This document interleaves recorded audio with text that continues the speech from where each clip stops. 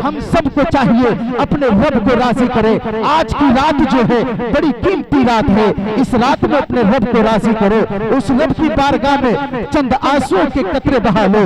अगर आंसू आंखों से नहीं आते हैं ना तो मालूम है रोने की शक्ल बना लो।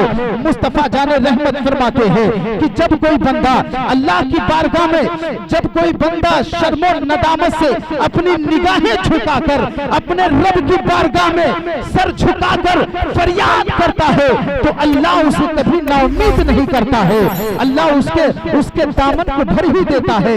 ऐ मुसलमानों, अपने रब से सच्ची तौबा करो और दीन पर गामजन हो जाओ, शरीयत पर अमल करना शुरू करो। शादी विवाह करो तो शरीयत के मुताबिक, जिंदगी गुजारो तो शरीयत के मुताबिक, नमाज की पाबंदी करो और रोजे रमजान के रोजे की पाबंदी करो और हर गुनाह से बचते रहो, हराम कामों से बचते रहो और अपने अगर माँ बाप है माँ बाप के हुकूक को अदा करते रहो, पड़ोसियों के हुकूक को अदा करते रहो, नेक स्वाले अमल करते रहो और जो है अपने बच्चों को बेहतरीन तालीम और तरबियत करो ताकि तुम्हारी जिंदगी कामयाब हो जाए, दुनिया और आखिरत संवर जाए।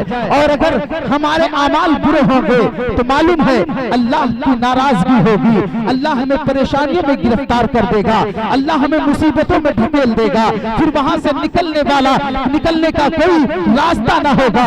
ए मुसलमानों, अल्लाह तबारक व तआला रब्बे कायनात अपने बंदों से कहता है कि ए मेरे बंदे, मैं तेरा खालिक हूँ, मैं तेरा मालिक हूँ, मैंने तुझे पैदा किया है, मांग तुझे क्या मांगना है। हाँ, लेकिन हम जो है अपने रब की बारगाह में सच्ची रुजू नहीं करते, अपने रब की बारगाह में सच्ची तौबा नहीं करते। हम सबको चाहिए कि उस रब्बुल आलमीन की बारगाह में सच्ची तौबा करें और अपने रब को राजी करें। बारगाह रिसालत में दरूद पाक पढ़ें। अल्लाहुम्मा सल्ली अला सय्यिदिना व शफीना हबीबना कुलूबिना तुबीबना मौलाना मुहम्मदिन बारिक वसल्लम सल्लु अलैहि सलातु व सलाम अलैहि या रसूल अल्लाह सल्लल्लाहु तआला अलैहि वसल्लम। मेरे अजीजों, ये रात बड़ी मोतबर और मुकद्दस है। मेरे बाद भी आपको एक बेहतरीन शानदार इस्लाही और खिताब समात फरमाना है और आप दिल जमा के बैठे और मुकम्मल बयान को सुनकर जाएं। मेरे अजीजों, मालूम है शबे बारात में जो हम फातिहा दिलाते हैं, किसके नाम से दिलाते हैं? हजरते अवैस करनी के नाम फातिहा दिलाते हैं। हालांकि हम जब हम नजरो नियाज मोहब्बताना पेश करते हैं तो अल्लाह के प्यारे रसूल की बारगाह से 1 लाख कम बेश 2,24,000 अंबिया की बारगाह से पेश करते हुए तमाम सहाबा ताबईन तबे ताबईन तमाम बुजुर्गाने दीन की बारगाह में नजरो नियाज मोहब्बताना पेश करते हुए फिर हम जब नाम बिलखुसूस लेते हैं कि ए अल्लाह हुजूर सरकार हजरते उवैस करनी की बारगाह में पेश है तो अल्लाह कबूल फरमा। तो उसी के सदके में हजरत उवैस करनी के सदके में दुआ है कि अल्लाह इस बज़्म को अपनी बारगाह में कबूल फरमाए। अल्लाह अपने महबूबीन बंदों के सदके में इस बज़्म पाक को अपनी बारगाह में कबूल फरमाए। हम सब की मेहनत को अपनी बारगाह में कबूल फरमाए और बेहतरीन बदला अता फरमाए। मालूम है हजरत उवैस करनी वो जो है ताबईन में से हैं। मेरे अजीजों, जो आप सोचें कि हजरत उवैस करनी के उनके मर्तबे और उनकी शान के बारे में जो आता है उस बारे में मैं थोड़ा सा जिक्र करूंगा। आज सोचते हैं कि जिनके पास दौलत होगी ना वो बंदा कामयाब होगा, सोचते हैं जिनके पास दौलत होगी, शोहरत होगी, पैसा होगा वो बंदा कामयाब होगा, लेकिन ऐसा नहीं है। जैसे अभी आपने शेर सुना, गरीबी मोहम्मद के घर से पली है, मेरे घर का सामान क्या देखता है। बेशक गुर्बती में मेरे नबी ने जिंदगी गुजार कर अपनी उम्मत को ये पैगाम दिया, अमीरी की ठाट बाट वाली जिंदगी और दौलत की तमन्ना ना करना, क्योंकि गुर्बती में मेरे नबी ने गरीबी में जिंदगी गुजार कर अपनी उम्मत को ये पैगाम दिया कि तुम दौलत के पीछे ना भागना, दौलत की आरजू ना करना, हाँ रिस्क तलब करना, रिस्क कमाना, मेहनत करना और मुस्तकबिल को बेहतर बनाना और दुनियावी दीनी एतबार से मजबूत बनना ये गलत नहीं है, लेकिन दौलत की तमन्ना करना और जो है दौलत की ख्वाहिश करना, मेरे नबी फरमाते हैं कि दौलत की कभी तमन्ना ना करना, अमीरी वाली जिंदगी कभी ठाट बाट वाली जिंदगी पसंद ना करना, क्योंकि अगर दौलत कामयाबी की दलील होती तो फिरौन के पास बेशुमार दौलत थी, शद्दाद नमरूद के पास बेशुमार दौलत थी, लेकिन आज दुनिया उन पर लानत और मलामत भेजती है। आज दुनिया जब भी उनको याद करती है, मालूम है, उन पर लानत और मलामत करती है। लेकिन जब कोई भी, जब किसी बंदे का जिक्र होता है, नेक स्वालिहीन का जिक्र किया जाता है, अल्लाह के महबूबीन का जिक्र किया जाता है, तो मालूम है उसका वो जिक्र जो है वो तारीफ और तौसीफ के साथ किया जाता है। और हजरत अवैस करनी की गुरबती का आलम तो ये था, और ये सलीका, ये तहजीब, ये तबद्दुन, ये तरीका जो मिला ना मेरे महबूब से मिला है, अल्लाह के हबीब से मिला है। मेरे अजीजों, मालूम है अगर अल्लाह के महबूब हुक्म फरमा देते तो जिब्राइल जन्नत से खजाना लेकर आ जाते और महबूब के कदमों में डाल देते। अगर अल्लाह के प्यारे रसूल इशारा फरमा देते तो सोने चांदी के बड़े बड़े पहाड़ मुस्तफा के कदमों में आ जाते। अगर अल्लाह के महबूब इशारा फरमा देते तो अरब के बड़े बड़े दौलतमंद लोग मुस्तफा के कदमों में दौलतों का अंबार डाल देते। लेकिन नाना, अल्लाह के रसूल ने सादगी पसंद की। अल्लाह के रसूल ने एकदम सादगी, गरीबी और ये गरीबी वाली जिंदगी पसंद की मेरे अजीजों। और हजरत अवैस करनी के गरीबी का आलम तो ये था, अल्लाह अकबर कबीरा, हजरत अवैस के घर में चूल्हा नहीं जलता था। मालूम है महीनों तक चूल्हा नहीं जलता।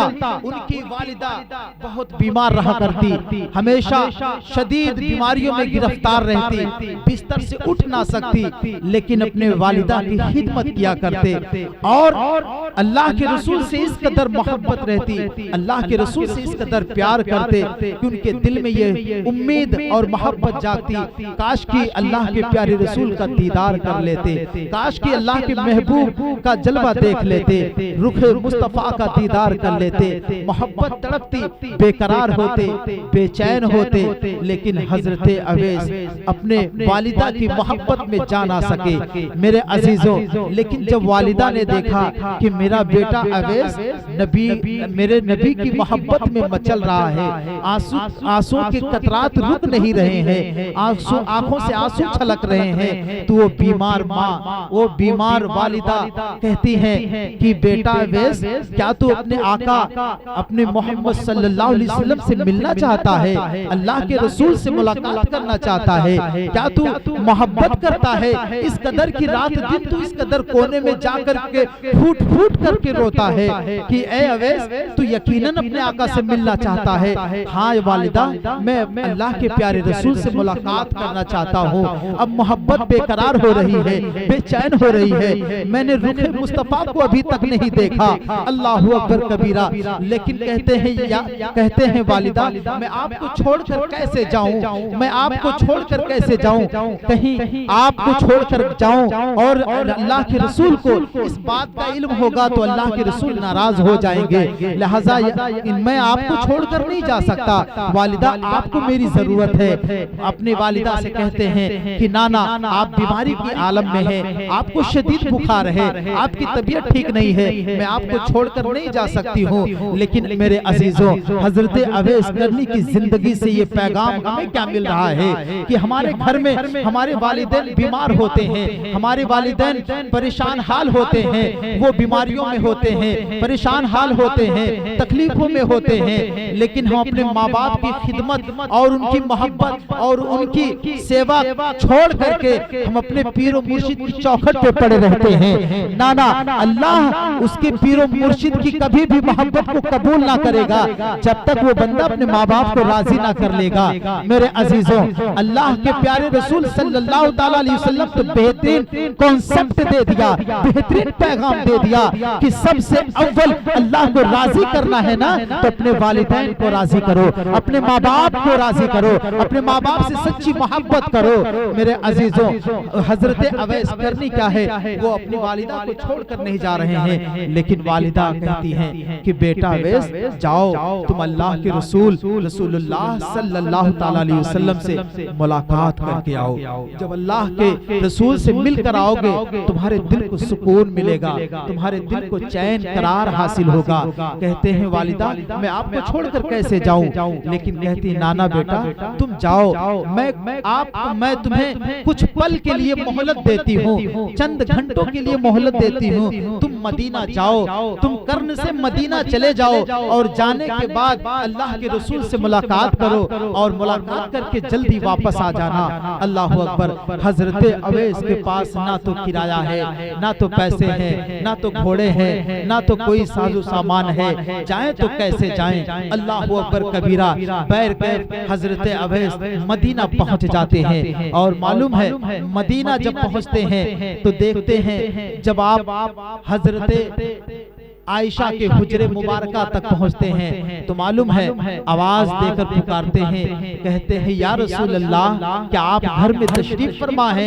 तो जो है अम्मा आयशा उम्मुल मोमिनीन कहती हैं, नबी पाक की जौज़े मोहतरमा कहती हैं कि कौन? कहा कि मैं अवैस हूँ, मैं अवैस हूँ, मैं कर्न से आया हूँ, अल्लाह के महबूब से मिलने आया हूँ। मेरी मोहब्बत ने इस बात पर मुझे आमादा किया कि अल्लाह के रसूल से मुलाकात किया जाए, अल्लाह के रसूल का दीदार किया जाए, इसलिए मैं अल्लाह के रसूल से मिलने आया हूँ। अम्मा आयशा उम्मुल मोमिनीन फरमाती हैं कि अवैस अल्लाह के रसूल कहीं तशरीफ ले गए, वो हुजरे में नहीं है। बैर कैफ अब कुछ पल के लिए मोहलत मिली थी, आप थोड़ा सा इंतजार करते हैं, आप थोड़ी देर बैठकर नबी का इंतजार करते हैं, लेकिन अल्लाह के रसूल को आने में ताखिर हो जाती है। फिर आप मदीना से कर्न की तरफ वापस आने लगते हैं। मालूम है मेरे अजीजों मुलाकात भी नहीं होती है। देखिए मोहब्बत देखें, तड़प देखें कि मदीना पहुंचने के बाद भी दीदार ना हुआ, अल्लाह के रसूल के चेहरे ज़ेबा कर दीदार ना कर सके, फिर वो वापस आ जाते हैं। लेकिन अल्लाह के महबूब जब आते हैं, आने के बाद जैसे पहुंचते हैं, मालूम है गुलामों की खुशबू को अल्लाह के महबूब ने महसूस किया और हुजरे मुबारका में पहुंचने से पहले आयशा से फरमाते, आयशा क्या मेरा अवैस आया था? कहते हाँ अवैस आया था, लेकिन क्या हुआ? वो रुका नहीं, चला गया। मैंने इंतजार करने के लिए कहा, लेकिन बैर कैफ वो चले गए। अल्लाह अकबर। इधर अल्लाह के महबूब सल्लल्लाहु ताला अलैहि वसल्लम मदीना से जंगल की तरफ दौड़ते हुए आते हैं कि अवैस हो सकता भी जा रहा हो। अल्लाह अकबर। लेकिन मेरे अजीजों ये बताना मकसद है कि हमें गरीबी को देखकर नहीं घबराना है, शर्त है ईमान पर कायम रहना है। गरीबी गुर्बती जो है ये अल्लाह के रसूल की सुन्नत है। अल्लाह ने अगर थोड़ा दिया है ना तो उसी में खाओ पियो, उस सब्र का मुजाहिरा करो, सब्र करो, क्योंकि अल्लाह भी फरमाता है मैं सब्र वालों के साथ हूँ। इन्नल्लाह मा साबिरीन, बेशक मैं सब्र वालों के साथ हूँ। रब ने कुरान में कहीं नहीं फरमाया कि मैं नमाजियों के साथ हूँ, मैं हाजियों के साथ हूँ और मैं ज़कात देने वालों के साथ हूँ, लेकिन अल्लाह के रसूल ने ये फरमाया कि मैं सब्र करने वालों के साथ हूँ। मेरे अजीजों सब्र किया करें और अपने रब की बारगाह में सच्ची रुजू करें और अपने कदम को इस्लाम के मुताबिक रखें और नमाज की पाबंदी करें, रोजे की पाबंदी करें, अपने मस्जिद को आबाद करें और हमेशा ये अल्लाह से दुआ करें कि आपको आपकी नस्लों को आबाद और कामयाब रखे, क्योंकि दुआ में इतनी बरकत होती है कि बंदा जब दुआ करता है तो अल्लाह उस बंदे से बेहद राजी होता है। अल्लाह रब्बुल इज्जत की बारगाह में बिलखुसूस दुआ है कि परवरदिगार अपने हबीब के सदके, अपने महबूबीन बंदों के सदके हम सब पर रहमत और नूर की बारिश अता फरमाए, हम सब के तमाम कबायर सगायर गुनाहों को माफ अता फरमाए और अल्लाह हम सब पर रहमत और नूर की बारिश अता फरमाए। अल्लाह इस बज़्म पाक को अपनी बारगाह में कबूल फरमाए। अस्सलामु अलैकुम व रहमतुल्लाहि व बरकातहू।